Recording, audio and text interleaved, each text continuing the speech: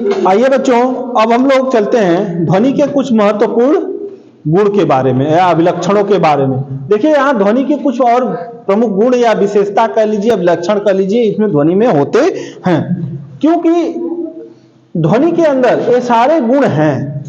आप देखेंगे कि ध्वनि का परावर्तन, ध्वनि का अपवर्तन, ध्वनि का विवर्तन, ध्वनि का व्यतिकरण, मुक्त तथा प्रणोदित कंपन क्या होता है, अनुनाद क्या है, ध्वनि एवं डॉपलर प्रभाव क्या है, ध्वनि पर मतलब डॉपलर प्रभाव क्या है ध्वनि के लिए, ध्वनि का अनुरणन क्या है।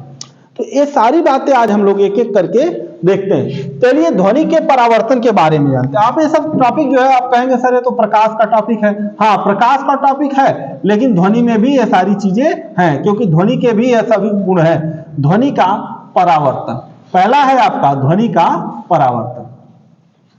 देखिए प्यारे साथियों, जब हम क्या होता है कि कहीं दूर होते हैं, तालाब वालाब के किनारे हों या पहाड़ी क्षेत्रों में हों या गांव में कुछ शाम के समय का वक्त हो, माहौल जब शांत हो, तो जब हम बोलते हैं, तेजी के साथ आवाज निकालते हैं, तो अगर हमारे बगल में आप खड़े रहेंगे तो आपको दो दो ध्वनियां सुनाई देगी, दो ध्वनि सुनाई देगी। तो वो दो ध्वनि क्या है? एक तो वह ध्वनि है जो आदमी बोल रहा है या जो श्रोता बोल रहा है, स्रोत बोल रहा है, स्रोत से निकल रही है, और दूसरी वह ध्वनि है जो टकरा के उसी स्रोत की वापस आ रही है। तो जो टकरा के आई तो किस कारण हो पाया? तो यह परावर्तन के कारण ही संभव हो पाया। परावर्तन के कारण ध्वनि जो है किसी माध्यम से टकराकर वापस पुनः श्रोता के पास आ जाती है, तो इसको कहते हैं ध्वनि का परावर्तन। यानी कि यदि कोई ध्वनि स्रोत से निकली ध्वनि टकराकर किसी माध्यम से पुनः उस ध्वनि स्रोत के पास आ जाए, तो इसको कहते हैं ध्वनि का परावर्तन। ध्वनि के परावर्तन को समझने के लिए सबसे अच्छा उदाहरण है क्या प्यारे साथियों? ध्वनि का ध्वनि की प्रतिध्वनि, ध्वनि की प्रतिध्वनि, जिसे आप लोग इको कहते हैं, इको। ठीक है, इको क्या है? एक प्रकार का ध्वनि के परावर्तन का प्रभाव है। प्रतिध्वनि क्या है? ध्वनि के परावर्तन का प्रभाव है, जिसमें किसी स्रोत से निकली हुई ध्वनि टकराकर किसी माध्यम से पुनः उसी माध्यम में आ जाती है। जैसे पिक्चरों में देखते हैं आप लोग, पहाड़ पे खड़ा होकर चिल्लाता है तो उधर से आवाज टकरा के उसी की आवाज आती है। ठीक है, तो ये सब क्या है? प्रतिध्वनि है। जैसे कुएं में कभी बोलिए, कुएं में आप लोग बोलते हैं ना, जाके कुएं के किनारे खड़ा होकर उसको बोलिए कू, तो फिर क्या होगी? आवाज कू की ऊपर आएगी। ऐसा क्यों हुआ? क्योंकि टकरा के ध्वनि ऊपर आ गई, यानी कि वो नीचे गई और टकरा कर ऊपर आई, यानी वह क्या हो गया? उस ध्वनि को रिफ्लेक्ट कर दिया, तो परावर्तित हो गई। तो वह क्या सुना? लेकिन उस ध्वनि का नाम होता है प्रतिध्वनि। उसको क्या कहते हैं? प्रतिध्वनि कहते हैं। तो इस तरह से प्रतिध्वनि, तो प्रतिध्वनि क्या है? ध्वनि के परावर्तन का प्रभाव है, जिसमें वही स्रोत से निकली हुई ध्वनि उसी स्रोत के पास पुनः लौटकर आती है। अच्छा, प्रतिध्वनि कब सुनाई देगी? तो प्रतिध्वनि को सुनने के लिए 17 मीटर या 16.6 मीटर, 16.6 मीटर की दूरी आवश्यक है। यानी कि प्रतिध्वनि सुनने के लिए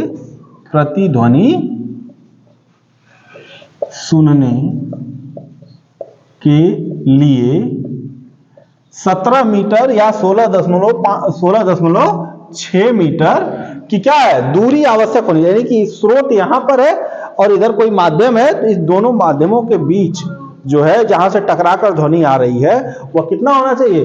17 मीटर या 16.6 मीटर। ठीक है, इसलिए देखिए स्कूल के जो क्लासेस बनते हैं, इस बात को ध्यान में रखा जाता है कि ध्वनि गूंजने ना पाए या प्रतिध्वनि बहुत ज्यादा ना सुनाई देने, तो क्लासरूम क्या होगा? डिस्टर्ब होगा। हालांकि वहां पर अनुरणन का ज्यादा इफेक्ट देखा जाता है। इसके बाद प्रतिध्वनि, जो हमारी प्रतिध्वनि है, प्रतिध्वनि तभी सुनाई देगी जब ध्वनि स्रोत से निकली हुई जो ध्वनि होती है और जो लौट कर आती, इन दोनों के बीच में ध्वनि प्रतिध्वनि 1/10 सेकेंड 10 सेकेंड या 0.1 सेकेंड का समयांतराल, सेकेंड का समयांतराल, यानी कि अगर आपको प्रतिध्वनि सुननी है तो टाइम इंटरवल कितने का होना चाहिए? 1/10 सेकेंड, यानी कि स्रोत निकला और स्रोत से आवाज कोई निकली, उसके बाद सेकेंड वाइज के बीच कितना 1/10 सेकेंड का समय अंतराल है, तभी आप क्या कर पाएंगे? प्रतिध्वनि सुन पाएंगे।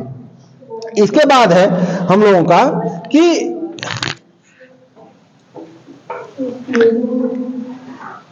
प्रतिध्वनि। ये जो प्रतिध्वनि है इसका क्या प्रभाव है?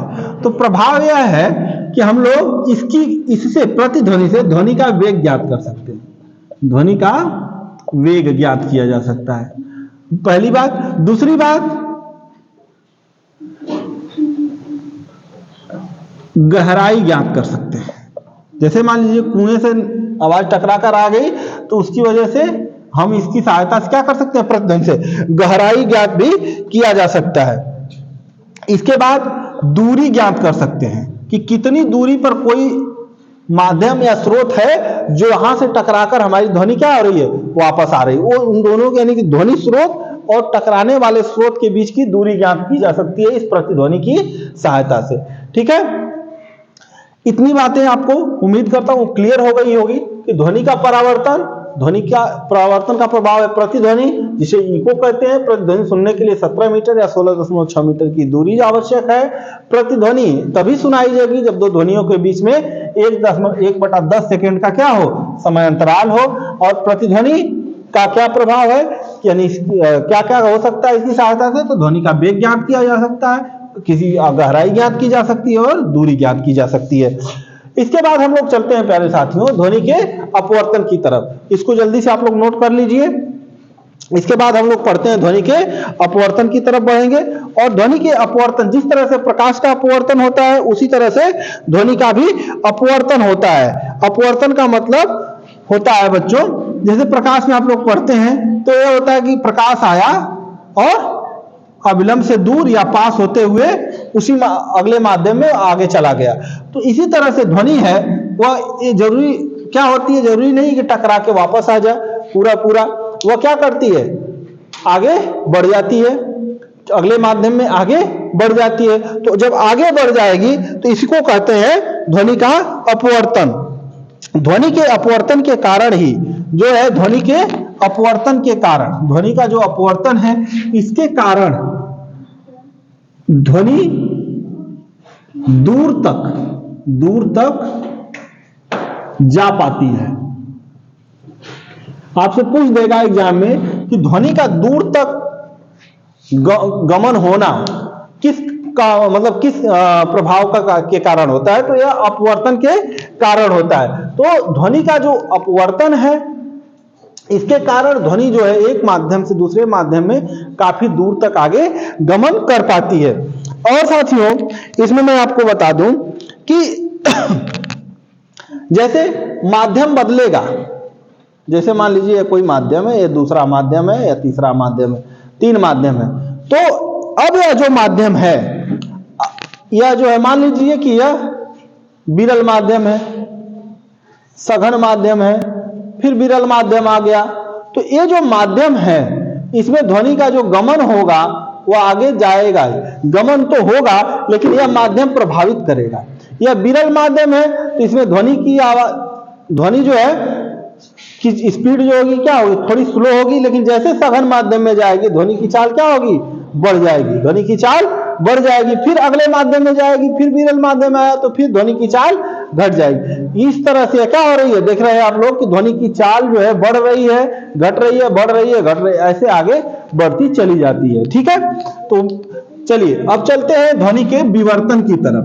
ध्वनि का जो विवर्तन है कि विवर्तन क्या होता है? जैसे प्रकाश का विवर्तन होता है कि प्रकाश क्या होता है? चारों तरफ फैल जाता है या अपने मार्ग से हट जाता है, अपने मार्ग से हट जाता है, तो इसको कहते हैं ध्वनि का प्रकाश का विवर्तन। जैसे प्रकाश ऐसे जा रहा है, सामने कोई ऑब्जेक्ट आ गया तो क्या करेगा, अपना रूट डाइवर्ट कर लेगा और सामने क्या बना देगा, परछाई बना देता है। तो विवर्तन के कारण परछाई बनती है। इसी प्रकार ध्वनि के विवर्तन के कारण ही ध्वनि क्या होती है भाई, जाके टकरा कर रुकती थोड़े ना, वो अपना मार्ग ढूंढती है जाने के लिए और अपना मार्ग ढूंढकर आगे बढ़ जाती है। तो ध्वनि का विवर्तन होता है। कह रहा है ध्वनि के विवर्तन के कारण ध्वनि अपने पथ से विचलित होती है और उसका विवर्तन कहलाता है। विवर्तन के कारण स्रोत से दृष्टि रेखा में न होने पर भी ध्वनि सुनाई देती है।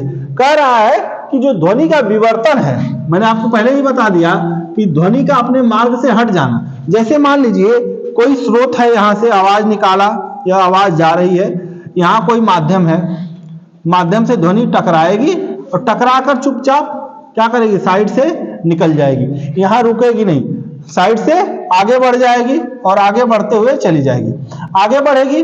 और इसी प्रभाव को कहते हैं ध्वनि का विवर्तन। ध्वनि के विवर्तन के कारण ही ध्वनि क्या होती है, आगे किसी माध्यम में गमन कर सकती है, आगे बढ़ती रहती है। तो ध्वनि का विवर्तन क्या है, ध्वनि का अपने मार्ग से हटना, ध्वनि का अपने मार्ग से हटना, ध्वनि का अपने मार्ग से हटना विवर्तन कहलाता है। ध्वनि का अपने मार्ग से हटना विवर्तन कहलाता है। इसके बाद है ध्वनि का व्यतिकरण। ध्वनि का व्यतिकरण, ध्वनि का व्यतिकरण।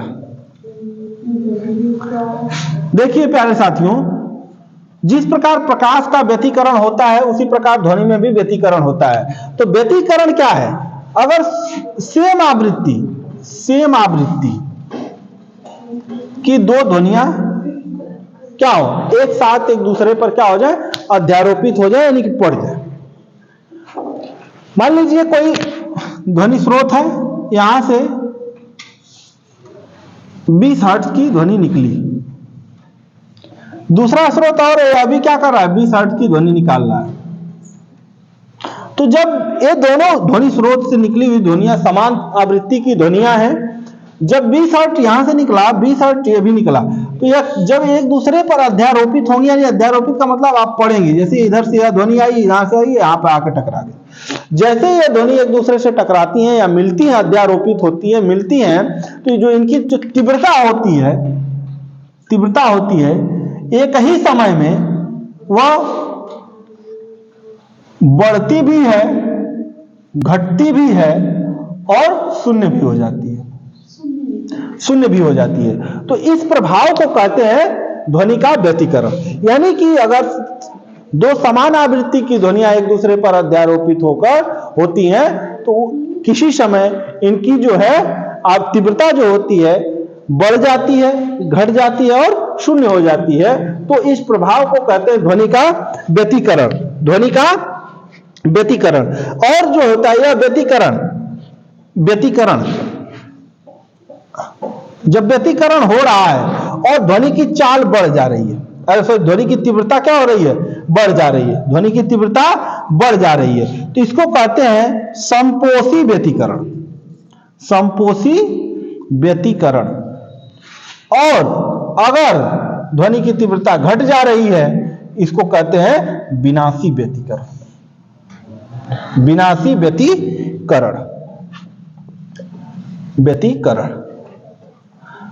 तो आप लोगों ने देख लिया कि व्यतिकरण क्या है और कैसे कार्य करता है। चलिए अगर शॉर्ट में नोट करना हो तो कर लीजिए।